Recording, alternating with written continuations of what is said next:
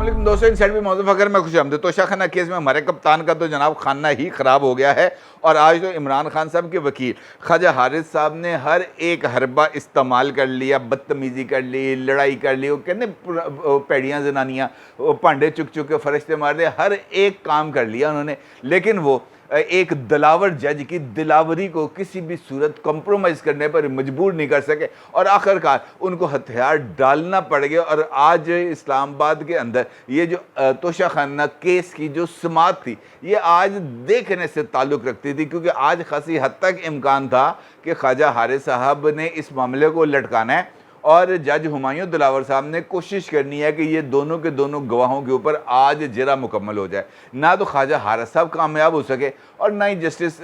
जनाब हुमायूं दिलावर साहब कामयाब हो सके, ना ही वो दोनों गवाहों के ऊपर जरा मुकम्मल करा सके और ना ही ख्वाजा हारिस साहब इस केस की समाअत को 27 जुलाई तक मौखर करा सके, क्योंकि इस केस को इमरान खान साहब के वकला की तरफ से इस्लामाबाद हाई कोर्ट में चैलेंज किया गया हुआ है। और इस समाअत को जो इस वक्त जारी है इस्लामाबाद की अदालत में, उसको रुकवाने के लिए, उसको स्टे ऑर्डर देने के लिए भी दरख्वास्त दी गई थी, लेकिन वो दरख्वास्त अभी तक एंटरटेन नहीं हो सकी। अगरचे आज chief justice Islamabad high court की तरफ से इस दरख्वास्त को, यानी इस केस की समाअत को रोकने के लिए स्टे ऑर्डर की दरख्वास्त को और इमरान खान साहब की मेन अपील को, दोनों को एक साथ फिक्स किया गया है 27 जुलाई के लिए। और ये बात कही गई है कि जनाब इस केस का फ़ैसला, इस केस की समाअत की जाएगी 27 जुलाई को। लिहाजा फ़ौरी तौर पर इस केस के अंदर इमरान खान साहब को इस्लामाबाद हाई कोर्ट की तरफ से कोई रिलीफ मिलता हुआ नज़र नहीं आ रहा। मिलता हुआ नज़र आ रहा है तो वो है सज़ा। और इसका मतलब ये है कि जनाब जज हुमायूं दिलावर साहब के पास टाइम है, पीर, मंगल, बुध और जुमेरात, यानी ये 4 दिन का टाइम है। इस 4 दिन के अंदर अंदर उन्होंने इस केस की समाअत को मुकम्मल करना है, ताकि इमरान खान साहब की तरफ से जो अपील गई हुई है इस्लामाबाद हाई कोर्ट, वो जनाब डस्टबिन की जीनत बन जाए और इमरान खान साहब जो है वो अडयाला जेल की जीनत बन जाए। इसके लिए ये 4 दिन का टाइम रह गया। बाकी क्योंकि आज की समाअत में एक वकील के ऊपर 50% हो गई, एक गवाह के ऊपर जरा होगी 50% मुकम्मल, बाकी 50% होगी कल। और उसके बाद जनाब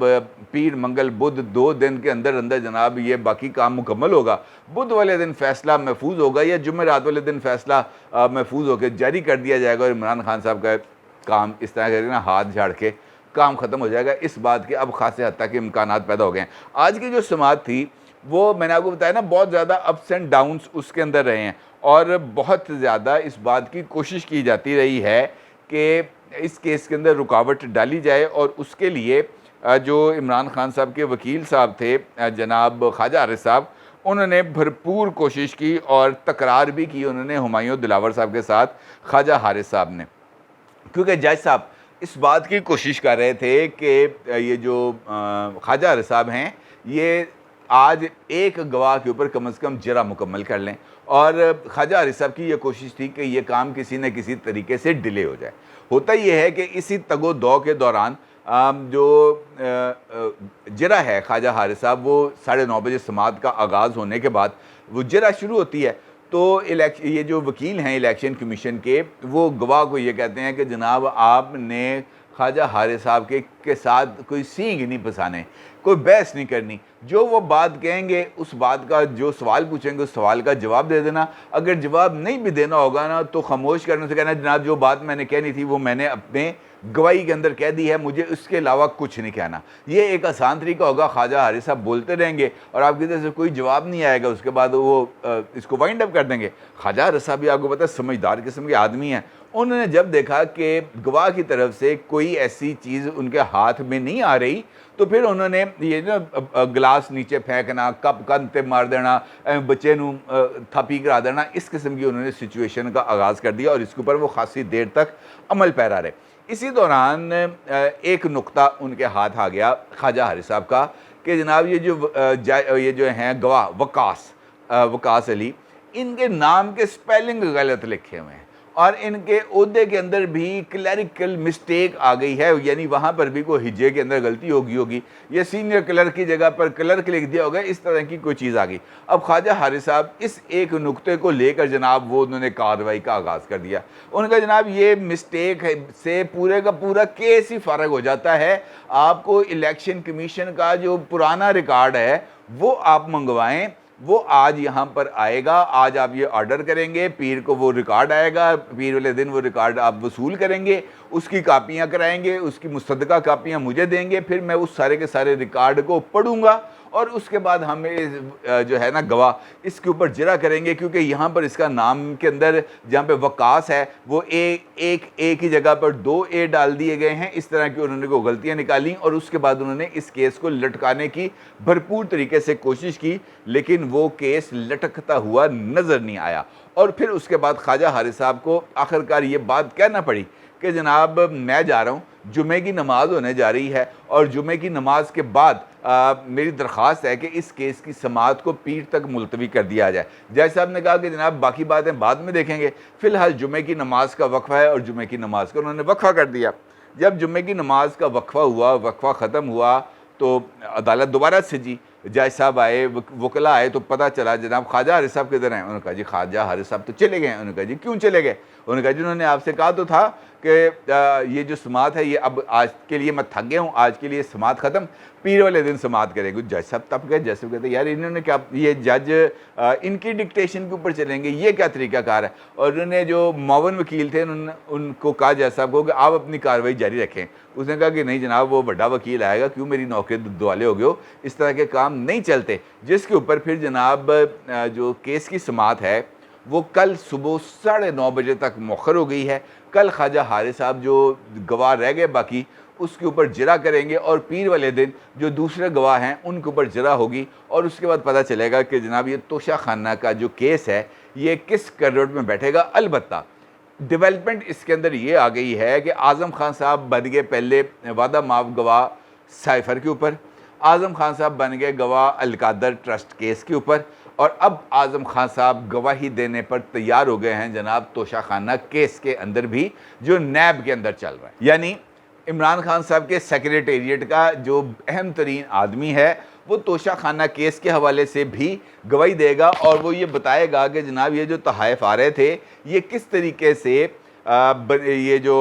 ईवान वज़ीर आज़म है इससे बनी गाला में शिफ्ट किए जा रहे थे और इसके लिए कौन कौन सा तरीक़ाकार इख्तियार किया जा रहा था, और ख़ास तौर पर ये जो प्राइस असेसमेंट थी ये प्राइस असेसमेंट किस तरीके से की जा रही थी और किसके दबाव के ऊपर की जा रही थी। और इसके अंदर ये बात मैं आपको बता दूं कि आज़म खान साहब की गवाही ने बुशरा बीबी के लिए बहुत ही ज़्यादा प्रॉब्लम्स को क्रिएट करना है और बुशरा बीबी उसके बाद आपको इस सारे सिनेरियो के अंदर बाहर निकलती हुई नज़र नहीं आएंगी। और शायद यही वजह है कि मुख्तलिफ लोग जिनमें ओन चौधरी साहब शामिल हैं, जिसमें फैसल वाउडा साहब शामिल हैं, वो गुज़िश्ता 1-2 दिन से बुशरा बीबी के हवाले से ख़ास तौर पर इस बात का जिक्र कर रहे हैं कि इमरान खान साहब के बहुत ही करीबी रिश्ते जो उनके लिबास के तरह हैं वो बहुत जल्द इमरान खान साहब के ख़िलाफ़ भी आ जाएंगे, इमरान खान साहब के ख़िलाफ़ गवाही भी देंगे और इमरान खान साहब से दूर भी हो जाएंगे। ये इंकशाफ की मेरी समझ में नहीं आई कि ये इस तरह का इंकशाफ बाहर कैसे आ रहा है, लेकिन अगर इस तरह का इंकशाफ किया जा रहा है तो इसका मतलब ये है कि किसी न किसी जगह पर कोई